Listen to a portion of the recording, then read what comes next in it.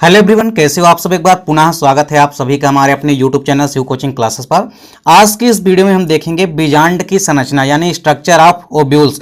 देखिए चैप्टर 1 जो हमारा है वो है पुष्पीय पादपों में लैंगिक जनन यानी कि sexual reproduction in flowering plant. तो किसी भी फ्लावरिंग प्लांट के अंदर जो सेक्सुअल रिप्रोडक्शन होता है, देखिए इसकी हमने 3 से 4 वीडियो इसके पहले भी आपको प्रोवाइड करा दिए, जिसमें हम 3 से 4 स्ट्रक्चर आपको वहां पे पूरा का पूरा कवर करा दिए हैं। अभी तक आप यदि नहीं देखे हैं तो आप प्ले लिस्ट में जाकर के देख सकते हैं। आज की इस वीडियो में हम देखेंगे बीजांड की संरचना, साथ ही साथ यहां पे आप देखेंगे कि एम्ब्रियो साइक यानी जो भ्रूण कोष होता है उसकी भी संरचना कई बार आपके एग्जाम में पूछी जाती है। तो यानी यहां से 2 स्ट्रक्चर ऐसे हैं जो कि आपके एग्जाम में पूछे जाते हैं। तो चलिए सीधे वीडियो को स्टार्ट करते हैं। सबसे पहले देखते हैं बीजांड की संरचना। देखिए सबसे पहले तो इसकी बेसिक टर्मिनोलॉजी समझते हैं। सबसे पहले यदि हम बात करते हैं किसी भी बीजांड की या ओव्यूल्स की, तो सबसे पहले तो हमको यह पता होना चाहिए कि ओव्यूल्स या बीजांड किसके अंदर स्थित होते हैं। तो अंडाशय या गुरु बीजाणुधानी यानी माइक्रो यानी मेगा स्पोरेंजियम या अंडाशय के अंदर कौन स्थित होते हैं, बीजांड या ओव्यूल्स स्थित होते हैं। इसके पहले आपने देखा था कि जो माइक्रो स्पोर होते हैं अर्थात जो पराग कण होते हैं वो पराग कोष के अंदर बनते हैं। तो वहां पे आपने देखा था कि वहां पे लघु बीजाणुधानी होती है जिसको हम परागधानी कहते हैं। तो परागधानी या लघु बीजाणुधानी जिसको हम माइक्रो स्पोरेंजियम कहते हैं, उसके अंदर पराग कण का निर्माण होता है। उसी प्रकार यहां पे आपको देखना है कि जो गुरु बीजाणुधानी होती है यानी जो मेगा स्पोरेंजियम होती है, या आप ऐसा कह सकते हैं कि अंडाशय जो होता है उसके अंदर बीजांड या ओव्यूल्स स्थित होते हैं। एक चीज और आपको ध्यान में देनी है कि ऐसा नहीं है कि एक अंडाशय के अंदर केवल एक ही बीजांड होता है, एक अंडाशय के अंदर एक से अधिक बीजांड भी उपस्थित हो सकते हैं। इसके बाद आप पढ़ेंगे कि बहुभ्रूणता क्या होती है। देखिए बहुभ्रूणता का रीजन भी यही होता है कि कई सारे जब बीजांड बन जाते हैं एक अंडाशय के अंदर जिस कारण से बहुभ्रूणता की स्थिति उत्पन्न हो जाती है। तो गुरु बीजाणुधानी या अंडाशय के अंदर आपको याद रखना है कि बीजांड स्थित होते हैं और बीजांड से ही बीज का निर्माण होता है। अक्सर आपके एग्जाम में एमसीक्यू में पूछा जाता है कि बीजांड से किसका निर्माण होता है, तो बीजांड से बीज का निर्माण होता है। तो 2 चीजें यहां पे याद रखनी है। पहली ये कि बीजांड या ओव्यूल्स किसके अंदर स्थित होते हैं, गुरु बीजाणुधानी या अंडाशय के अंदर स्थित होते हैं। साथ ही साथ एक अंडाशय के अंदर एक से अधिक बीजांड हो सकते हैं। बीजांड की यदि बात करें तो बीजांड की जो शेप व साइज होती है ये बेसिकली एग शेप्ड यानी कि अंडाकार होते हैं।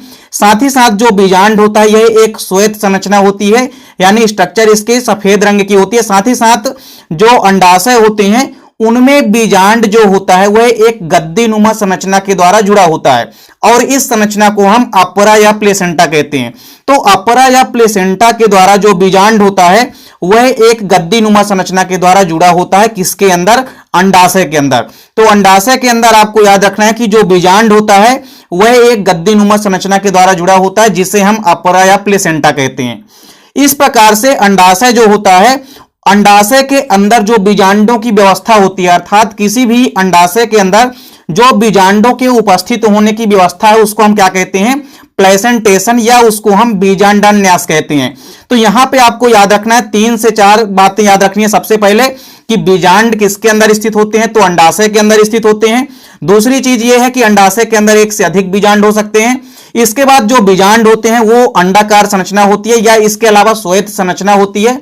साथ ही साथ अंडाशय में जो बीजांड होता है वह एक गद्दीनुमा संरचना के द्वारा जुड़ा होता है, इसे हम अपर या प्लेसेंटा कहते हैं।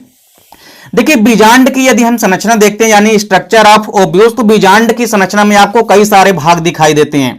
सबसे पहले जो बीजांड की संरचना है इसमें आपको 2 से 3 चीजें याद रखनी है। ओवरऑल जितने भी आवृतबीजी पादप होते हैं अर्थात जितने भी एंजियोस्पर्मिक प्लांट हैं उनमें आप देखेंगे कि लगभग 82% जो पादप होते हैं उनमें आप पाएंगे कि प्रतीप प्रकार का बीजांड पाया जाता है, क्योंकि बीजांड कई प्रकार के होते हैं। उनमें से जो एनाट्रापस ओव्यूल्स होता है जिसको कि हम प्रतीप प्रकार का बीजांड कहते हैं, ये ओवरऑल अधिकतर मात्रा में पाया जाने वाला ओव्यूल्स होता है। तो किसी भी फ्लावर के अंदर जो अंडाशय होते हैं उनमें कई प्रकार के बीजांड होते हैं, जिनमें से जो प्रतीप प्रकार का बीजांड होता है यह सबसे ज्यादा मात्रा में पाया जाता है। और स्टडी भी हम इसी एनाट्रापस ओव्यूल्स यानी कि प्रतीप प्रकार के बीजांड की स्टडी करते हैं, जिसमें आप पाएंगे कि बेसिकली इसको हम एनाट्रापस ओव्यूल्स इसलिए कहते हैं क्योंकि 180 डिग्री में ये पूरा का पूरा घूम जाता है। आप इसकी संरचना को देख पा रहे हैं, ये संरचना अभी सीधी नजर आ रही है। इसको यदि 180 डिग्री में हम घुमाएंगे तो ये पूरा का पूरा उल्टा घूम जाएगा, यानी इसका जो चलाजा वाला भाग है अर्थात जो ऊपरी भाग है वो नीचे की तरफ आ जाएगा और फ्यूनिकल वाला भाग ऊपर की तरफ चला जाएगा। तो इस प्रकार से 180 डिग्री में ये पूरा का पूरा घूम जाता है, जिस कारण से इसको हम प्रत्येक प्रकार का यानी एनाट्रोपस ओब्यूल्स कहते हैं। तो लगभग 82% पादपों के कुलों में इसी प्रकार के बीजांड पाए जाते हैं। देखिए बीजांड की यदि हम संरचना की बात करते हैं तो इसमें कई सारे भाग दिखाई देते हैं। सबसे पहले बीजांड की यदि हम संरचना देखते हैं तो इसमें सबसे नीचे वाला जो भाग होता है वो कहलाता है बीजांड ग्रंथ, जिसको हम कहते हैं फ्यूनिकल। देखिए बीजांड ग्रंथ की यदि हम बात करते हैं तो इसके पहले भी हमने आपको पढ़ाया है पुष्प ग्रंथ, जिसको पेडिकल कहते हैं। तो पुष्प ग्रंथ और बीजांड ग्रंथ में आपको अंतर समझना है। जैसे आपने देखा था कि पुष्प का जो ग्रंथ होता है वो पुष्प ग्रंथ कहलाता है, सेम उसी प्रकार जो बीजांड का ग्रंथ होगा उसको हम बीजांड ग्रंथ कहेंगे। अर्थात यह भी बीजांड का ऐसा ग्रंथ होता है जिसके द्वारा बीजांड किससे जुड़ा होता है, अपरा से जुड़ा होता है। इसी प्रकार जो दूसरी संरचना है इसमें आप देखेंगे बीजांड की संरचना में सबसे नीचे जब आप आएंगे तो इसमें आप देखेंगे कि फ्यूनिकल्स होते हैं। यह संरचना आपको दिखाई दे रही है ब्लू कलर की, जिसको हम फ्यूनिकल्स कहते हैं। तो फ्यूनिकल्स में आप जब पाएंगे तो ये फ्यूनिकल्स एक ऐसी संरचना होती है या एक ऐसा ग्रंथ होता है, फ्यूनिकल या बेसिकली जो ग्रंथ होता है जिसको कि हम बीजांड ग्रंथ कहते हैं। इसी बीजांड ग्रंथ के द्वारा ये जो पूरा का पूरा हमारा बीजांड है ये किससे जुड़ा होता है, अपरा या प्लेसेंटा से जुड़ा होता है। तो अपरा या प्लेसेंटा से जोड़ने वाली जो संरचना होती है वो फ्यूनिकल्स कहलाती है, यानी कि बीजांड ग्रंथ कहलाती है। तो इस प्रकार से सबसे पहले बीजांड की संरचना में आपको पहला भाग देखना है फ्यूनिकल्स यानी बीजांड ग्रंथ। तो यह बीजांड का ग्रंथ होता है जिसके द्वारा बीजांड अपरा या प्लेसेंटा से जुड़ा होता है। इसके बाद देखिए जो बीजांड की संरचना है उसमें दूसरा प्रमुख भाग है संवहन रज्जु, जिसको हम कहते हैं वैस्कुलर स्टैंड। वैस्कुलर स्टैंड की यदि हम बात करते हैं तो देखिए बीजांड ग्रंथ जो होता है उसमें अपरा से पोषण प्राप्त करने के लिए संवहन ऊतक पाए जाते हैं, जिनको ही हम संवहन रज्जु कहते हैं। अब आप यहां पे पाएंगे कि ये हमारे पास बीजांड की संरचना है। इस बीजांड की संरचना में हमने क्या कहा कि संवहन रज्जु यानी कि वैस्कुलर स्टैंड, ये आप देख रहे होंगे ये हमारा क्या है, फ्यूनिकल्स यानी कि इसको हम कहते हैं बीजांड ग्रंथ। तो फ्यूनिकल्स या बीजांड ग्रंथ के बराबर यानी सामने आप पाएंगे कि इसी में क्या पाया जाता है, वैस्कुलर स्टैंड, जिसको हम कहते हैं संवहन रज्जु। और इन्हीं संवहन रज्जु, ये जो ग्रीन कलर से हमने शो कर रखा है ये वैस्कुलर स्टैंड यानी कि संवहन रज्जु है। और यही वैस्कुलर स्टैंड या संवहन रज्जु के माध्यम से ही पोषण प्राप्त करता है बीजांड। और किससे पोषण प्राप्त करता है, तो अपरा या प्लेसेंटा से। तो अपरा या प्लेसेंटा से पोषण प्राप्त करने के लिए एक संरचना होती है जिसे हम कहते हैं वैस्कुलर स्टैंड यानी कि संवहन रज्जु। इसके बाद जो तीसरी संरचना है उसमें आप पाएंगे कि जो संधि रेखा या उभार, या इसको हम रफी कहते हैं इंग्लिश के अंदर। तो देखिए जो तीसरी संरचना है बीजांड में वो है संधि रेखा या उभार, जिसको कि हम रफी कहते हैं। यह नाभिका से भी ऊपर बीजांड ग्रंथ की अतिवृद्धि होती है और यह एक प्रकार का अनुलंब उभार होता है। क्या होता है, यह एक प्रकार का अनुलंब उभार होता है। अब आप बीजांड की संरचना में देखेंगे, अब स्ट्रक्चर में आप देखिए कि जो रफी होता है जिसको कि हम संधि रेखा या उभार कहते हैं, ये हमारा होता है हाइलम। हाइलम जो है यह बीजांड की नाभिका अर्थात जो बीजांड की नाभिका है वो क्या कहलाती है, हाइलम। तो यह हाइलम से भी ऊपर यानी हाइलम के जो ऊपर वाला पूरा का पूरा भाग है, तो ये हाइलम के ऊपर बीजांड ग्रंथ की अतिवृद्धि होती है। यानी जो बीजांड ग्रंथ होता है, जो फ्यूनिकल्स होता है, यह जब हाइलम के ऊपर और अत्यधिक मात्रा में वृद्धि कर जाता है तो इसको हम रफी कहते हैं यानी कि संधि रेखा या उभार कहते हैं। इसके बाद देखिए जो one of most important structure है बीजांड की, उसमें आप पाएंगे कि हाइलम या नाभिका। हाइलम या नाभिका की यदि हम बात करते हैं तो बीजांड की जो मेन बॉडी होती है यानी जो बीजांड का जो मुख्य शरीर होता है वह बीजांड ग्रंथ से जिस क्षेत्र या भाग बिंदु से जुड़ा रहता है उसे हम नाभिका कहते हैं। तो किसी भी बीजांड का जो मुख्य शरीर होता है वह बीजांड ग्रंथ से जिस क्षेत्र या भाग में जुड़ा होता है उसे हम नाभिका कहते हैं। तो देखिए हमारे पास यहाँ पे स्ट्रक्चर में ये जो नीचे का पूरा भाग है ये कहलाता है फ्यूनिकल्स यानी कि इसको हम कहते हैं बेसिकली बीजांड ग्रंथ। तो बीजांड ग्रंथ या फ्यूनिकल्स के ऊपर जैसे ही आप पाएंगे कि ये पूरी की पूरी जो बॉडी है बीजांड की, ये जो पूरी की पूरी बॉडी है ये बॉडी बीजांड ग्रंथ के साथ जिस भाग या बिंदु से जुड़ती है, यानी जो बीजांड का जो मुख्य शरीर है वो बीजांड ग्रंथ के जिस भाग से जुड़ती है उसे ही हम हाइलम या नाभिका कहते हैं। तो ये हमारे पास हाइलम है। आप देख सकते हैं कि ये बीजांड की मेन बॉडी है और इस मेन बॉडी में ये जो बीजांड ग्रंथ है, बीजांड ग्रंथ के जिस भाग से मेन बॉडी जुड़ी हुई है अर्थात यहां पे जुड़ी हुई है, तो ये संरचना क्या कहलाती है? हाइलम कहलाती है या नाभिका कहलाती है। इसके बाद देखेंगे बीजांड की संरचना में आप बीजांड काय यानी कि न्यूसेलस। न्यूसेलस की यदि हम बात करते हैं तो यह मृदुतकीय ऊतक होता है अर्थात पैरेनकाइमेटिक टिश्यू होता है जो कि द्विगुणित होता है। दोनों चीजें आपको ध्यान में रखनी है। यह क्वेश्चन अक्सर आपके एग्जाम में बार बार पूछा जाता है कि न्यूसेलस या बीजांड काय की सूत्र गुणिता क्या होती है। कभी कभी यदि ऐसा भी क्वेश्चन बना दिया जाए तो आपसे आना चाहिए कि बीजांड काय जो होता है अर्थात जो न्यूसेलस होता है वो मृदुतकीय ऊतक का बना होता है यानी पैरेनकाइमेटिक टिश्यू का बना होता है। साथ ही साथ इसकी सूत्र गुणिता हमेशा डिप्लॉइड यानी कि द्विगुणित होती है। इस प्रकार से यहां पे आप पाएंगे कि यहां पे एक और क्वेश्चन बनता है कि जो भ्रूण पोष होता है, अक्सर भ्रूण पोष की सूत्र गुणिता आपसे पूछी जाती है। तो जितने भी एंजियोस्पर्मिक प्लांट होते हैं उनमें जो भ्रूण पोष यानी कि एंडोस्पर्म होता है उनकी सूत्र गुणिता त्रिगुणित होती है अर्थात ट्रिप्लॉइड होती है।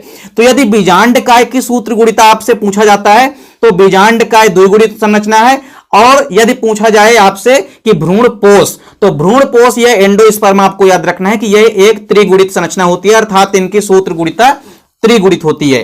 तो बीजांड काय में आपको याद रखना है कि यह मृदुतकीय ऊतक का बना होता है। इसमें आप स्ट्रक्चर में देख सकते हैं कि ये जो बीजांड का जो भ्रूण कोष होता है, भ्रूण कोष के ऊपर आप ये जो डाट डाट संरचना नजर आ रही है रेड कलर की, ये संरचना कहलाती है न्यूसेलस। इस न्यूसेलस की संरचना को आप इजिली समझ सकते हैं।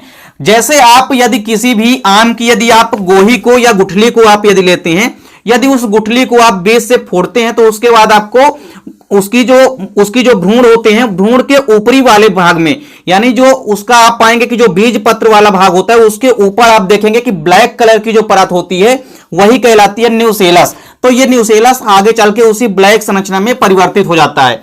इसके बाद जो अगला भाग है वो है बीजांड द्वार यानी कि फ्यूनिकल्स।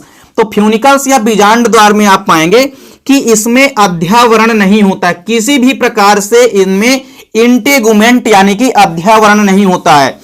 और आप एक चीज इसमें पाएंगे कि पराग नलिका का प्रवेश यहीं से होता है। जैसे आप इस संरचना में देखेंगे बीजांड की तो यहां पे आपको दिखाई दे रहा है इस पूरी की पूरी संरचना में माइक्रोपाइल। तो माइक्रोपाइल को ही हम कहते हैं बीजांड द्वार। यहां पे आप थोड़ा सा चेंज कर लेंगे, यहां पे बीजांड द्वार फ्यूनिकल्स की जगह में आपको यहां पे क्या कर लेना है माइक्रोपाइल, क्योंकि माइक्रोपाइल का मतलब होता है बीजांड द्वार। बीजांड द्वार को हम इंग्लिश में कहते हैं माइक्रोपाइल। तो फ्यूनिकल्स को यहां पे आप चेंज कर लेंगे, यहां पे माइक्रोपाइल कर लेंगे। तो बीजांड द्वार या माइक्रोपाइल की यदि हम बात करते हैं तो देखिए इसमें किसी भी प्रकार का आवरण नहीं होता है अर्थात यहां पास से खुला द्वार मिल जाता है किसको प्रवेश करने के लिए? पोलन ट्यूब यानी कि पराग नलिका। देखिए पराग नलिका जब आती है तो कहां से प्रवेश करती है? वो मुख्य रूप से प्रवेश करेगी बीजांड द्वार से, क्योंकि बीजांड द्वार में किसी भी प्रकार से आप पाएंगे कि इंटेगुमेंट यानी कि अध्यावरण नहीं होता है। हालांकि बीजांड के अंदर पराग नलिका का प्रवेश कई अलग अलग जगहों से होता है, जिस आधार पर बीजांड ग्रंथ बेसिकली आप पाएंगे कि पराग नलिका का प्रवेश कई प्रकार से होता है, जैसे पोरोगेमी, मीसोगेमी, चलाजोगेमी हो गया। कहने का मतलब यह है कि चलाजा से भी कभी कभी पराग नलिका का प्रवेश हो सकता है किसके अंदर? बीजांड के अंदर। उसी प्रकार से माइक्रोपाइल यानी बीजांड द्वार से भी किसका प्रवेश होता है? पराग नलिका का प्रवेश होता है। कभी कभी पराग नलिका जो होती है यहां से भी प्रवेश कर जाती है इंटेगुमेंट से होते हुए भी। तो इस प्रकार से देखेंगे कि जो मुख्य रूप से माइक्रोपाइल या बीजांड द्वार होता है यहां से पराग नलिका क्या करती है? प्रवेश करती है यानी कि इंटर करती है। और पहले तो बीजांड के अंदर प्रवेश करेगी, उसके बाद फिर पराग नलिका कहां तक पहुंचेगी? ये पहुंच जाती है जाके सीधे भ्रूण कोश यानी कि एम्ब्रियो सैक तक। तो इस प्रकार से आप बीजांड की संरचना में देखेंगे कि जो माइक्रोपाइल या बीजांड द्वार होते हैं ये मुख्य रूप से पराग नलिका के प्रवेश द्वार होते हैं अर्थात पराग नलिका का प्रवेश मुख्य रूप से यहीं से होता है। इसके अलावा एक और भाग जो है वो है चलाजा। चलाजा को हम बोलते हैं निभाग। निभाग की यदि हम बात करते हैं तो यह बीजांड द्वार के विपरीत सिरे पर उपस्थित बीजांडकाय ऊतक और अध्यावरण के बीच का स्थान होता है। तो इसमें आप पाएंगे कि इस पूरी की पूरी संरचना में क्या कहा गया है कि जो बीजांड द्वार होते हैं, बीजांड द्वार के विपरीत सिरे पर जो उपस्थित भाग होता है वो चलाजा कहलाता है। अब यहां पे आप देखेंगे कि जो निचला भाग होता है वो माइक्रोपाइल यानी कि बीजांड द्वार है। अब यदि इस बीजांड द्वार के आप विपरीत सिरे पर जाएंगे यानी कि ऊपर साइड, तो यहां पे ये जो खाली स्थान पूरा आपको दिखाई दे रहा है, ये जो खाली संरचना है ये कहलाती है चलाजा यानी कि निभाग कहलाती है। तो इस प्रकार से जो निभाग होता है वह बीजांड द्वार के विपरीत सिरे पर उपस्थित होता है और बीजांडकाय ऊतक और अध्यावरण के बीच का स्थान निभाग कहलाता है। तो बीजांडकाय ऊतक यानी ये जो न्यूसेलस होता है और ये पूरा का पूरा जो इंटेगुमेंट यानी कि अध्यावरण होता है, इन दोनों के बीच का जो स्थान होता है ये क्या कहलाता है, ये कहलाता है निभाग या चलाजा कहलाता है। इसके बाद देखिए एक संरचना है अध्यावरण, जिसको कि हम कहते हैं इंटेगुमेंट्स। तो अध्यावरण की यदि बात आती है तो यह एक सुरक्षात्मक आवरण होता है जो कि भ्रूण कोष को सुरक्षा देता है। देखिए भ्रूण कोष को सुरक्षा देने का काम किसका होता है, अध्यावरण का यानी इंटेगुमेंट्स का। तो ओवरऑल आप पाएंगे कि बीजांड के अंदर मुख्य रूप से दो अध्यावरण पाए जाते हैं, बाह्य अध्यावरण और आंतरिक अध्यावरण। तो एक अध्यावरण ये हो गया और दूसरा अध्यावरण ये वाला बाहरी वाला हो गया। इसके बाद एक मुख्य संरचना जो आपको देखने को मिलेगी बीजांड के अंदर वो होती है भ्रूण कोष यानी कि मादा युग्मकोद्भिद, जिसको कि हम एम्ब्रियोसाइक कहते हैं यानी कि भ्रूण कोष कहते हैं। तो इस पूरी की पूरी संरचना में आप देखेंगे कि जो भ्रूण कोष होता है ये मुख्य रूप से बीजांडकाय में धसी हुई एक संरचना होती है जो कि भ्रूण कोष कहलाती है। अब इस भ्रूण कोष की संरचना आपको अच्छे से समझना है क्योंकि पूरी की पूरी टर्मिनोलॉजी इसी पर आधारित है। अर्थात इसके बाद आप परागण पढ़ेंगे, जिसके बाद निषेचन हुआ, डबल फर्टिलाइजेशन यानी द्विनिषेचन पढ़ेंगे। पूरी की पूरी प्रक्रिया आपको तभी समझ में आएगी जब आपको भ्रूण कोष की संरचना पता होगी। तो देखिए एक परिपक्व भ्रूण कोष की संरचना में आपको याद रखना है कि 8 केंद्रक होते हैं जबकि 7 कोशिकाएं होती है। किसी भी भ्रूण कोष की संरचना की यदि हम बात करते हैं तो उसमें 7 कोशिकाएं होती है। यहां पे ये आप देख सकते हैं कि भ्रूण कोष की संरचना है। इस स्ट्रक्चर में आपको क्या देखने को मिल रहा है कि ऊपर की साइड 3 कोशिकाएं नजर आ रही है और ये तीनों की तीनों कोशिकाएं एंटीपोडल सेल यानी कि प्रतिमुखी कोशिकाएं, इसको हम हिंदी में कहते हैं। तो तीनों की तीनों जो कोशिकाएं होती है ये प्रतिमुखी कोशिकाएं होती है। इनकी संख्या होती है कितनी, इनकी संख्या होती है 3। इसके बाद आप आएंगे तो पूरे के पूरे जो सेंटर में ये जो सेंटर वाली सेल है इसको हम कहते हैं केंद्रीय कोशिका, इसको हम इंग्लिश में कहेंगे सेंट्रल सेल। तो सेंट्रल सेल या केंद्रीय कोशिका की संख्या कितनी होती है, 1 होती है। इसके बाद आप नीचे की साइड आएंगे इस संरचना में तो ये जो बड़ी वाली कोशिका है इसको हम कहते हैं अंड कोशिका, इसको हम इंग्लिश में कहेंगे एग सेल। तो एग सेल या अंड कोशिका की संख्या भी कितनी होती है, केवल और केवल 1 होती है। इसके बाद आप पाएंगे कि जो अंड कोशिका के दोनों तरफ जो 2 कोशिकाएं हैं, इन कोशिकाओं को हम सिनर्गिड सेल कहते हैं। इनको हम हिंदी में सहायक कोशिका भी कहते हैं। तो सहायक कोशिका या सहायक कोशिकाएं भी इसको आप कह सकते हैं। तो यहां पे आप पाएंगे कि सिनर्गिड सेल होती है जिनकी संख्या होती है कितनी, 2। तो यहां पे सिनर्गिड सेल की संख्या होगी कितनी, 2। तो इस प्रकार से ओवरऑल आप देखेंगे कि नंबर ऑफ सेल कितने होते हैं किसी भी एम्ब्रियोसाइक यानी कि भ्रूण कोष के अंदर। तो टोटल आप पाएंगे कि एक परिपक्व भ्रूण कोष के अंदर आपको 7 कोशिकाएं नजर आती है, जिसमें से 3 प्रतिमुखी कोशिकाएं होती है, एक केंद्रीय कोशिका होती है और एक अंड कोशिका होती है यानी कि एग सेल होती है, जबकि 2 कोशिकाएं होती है सिनर्गिड सेल यानी कि सहायक कोशिका। तो इस प्रकार से एक परिपक्व भ्रूण कोष के अंदर 7 कोशिकाएं हो जाती है। वहीं यदि हम बात करते हैं केंद्रकों की तो एक परिपक्व भ्रूण कोष के अंदर आपको याद रखना है कि 8 केंद्रक पाए जाते हैं। यानी नंबर ऑफ न्यूक्लियस कितने होते हैं किसी भी एम्ब्रियोसाइक के अंदर, तो आपको याद रखना है कि 8 होते हैं। तो इस प्रकार से 8 को केंद्रक को आप कैसे गिनेंगे, तो देखिए पूरे के पूरे इस संरचना में आप पाएंगे कि जो तीनों की तीनों प्रतिमुखी कोशिकाएं होती है, इन तीनों ही कोशिकाओं के अंदर कितने केंद्रक हैं, 1-1 केंद्रक। तो टोटल केंद्रक कितने हो गए अभी, 3। और जबकि आप जो केंद्रीय कोशिका के अंदर आएंगे तो केंद्रीय कोशिका के अंदर आपको 2 केंद्रक नजर आ रहे हैं। इन दोनों केंद्रक को हम कहते हैं ध्रुव केंद्रक। इसको हम आगे चल के द्वितीयक केंद्रक भी कहेंगे। क्यों? क्योंकि डबल फर्टिलाइजेशन में दोनों के दोनों यही केंद्रक भाग लेने वाले हैं। तो इन दोनों को आपको याद रखना है। इसको हम पोलर न्यूक्लियाई यानी कि ध्रुव केंद्रक कहते हैं, इनको हम द्वितीयक केंद्रक भी कह सकते हैं। इसके अलावा आप पाएंगे कि अंड कोशिका के अंदर भी एक केंद्रक होता है और सहायक कोशिका के अंदर भी 2 सहायक कोशिका है जिनके अंदर एक एक केंद्रक है। तो इस प्रकार से टोटल नंबर ऑफ न्यूक्लियस कितने हो गए? 8, यानी टोटल यहां पे 8 केंद्रक हो चुके हैं। तो आपको याद रखना है कि एक परिपक्व भ्रूण कोश के अंदर 7 कोशिकाएं व 8 केंद्रक होते हैं। यह क्वेश्चन अक्सर आपके वस्तुनिष्ठ प्रश्न में हमेशा पूछा जाता है। तो इस प्रकार से उम्मीद करता हूं कि जो पूरी की पूरी बीजांड की संरचना यानी स्ट्रक्चर ऑफ ओव्यूल्स और साथ ही साथ जो भ्रूण कोश की संरचना है वो आपको समझ में आ गई होगी। मिलते हैं नेक्स्ट वीडियो में, तब तक के लिए जय हिंद, वंदे मातरम।